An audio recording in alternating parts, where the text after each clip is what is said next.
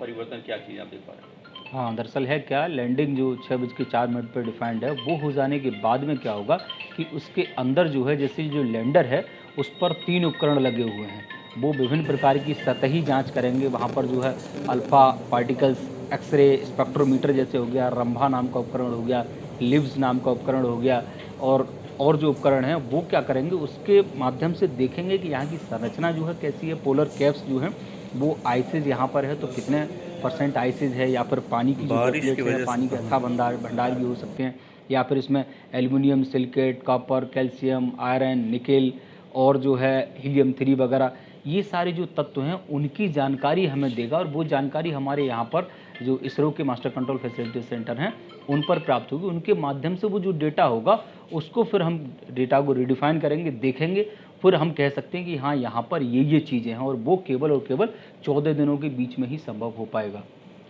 क्या दूरगामी इसका असर भारत के लिए विश्व के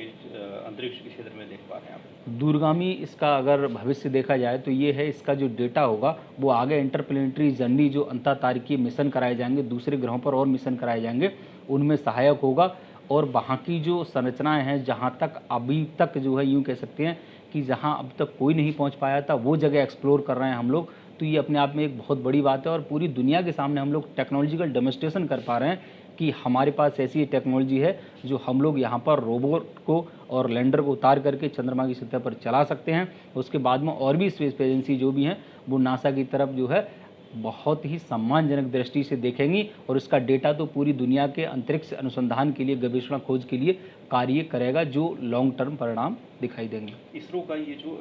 लैंडर है वो जब उतरेगा तो क्या क्या चीज़ें उसमें जांच करेगा, किस तरह से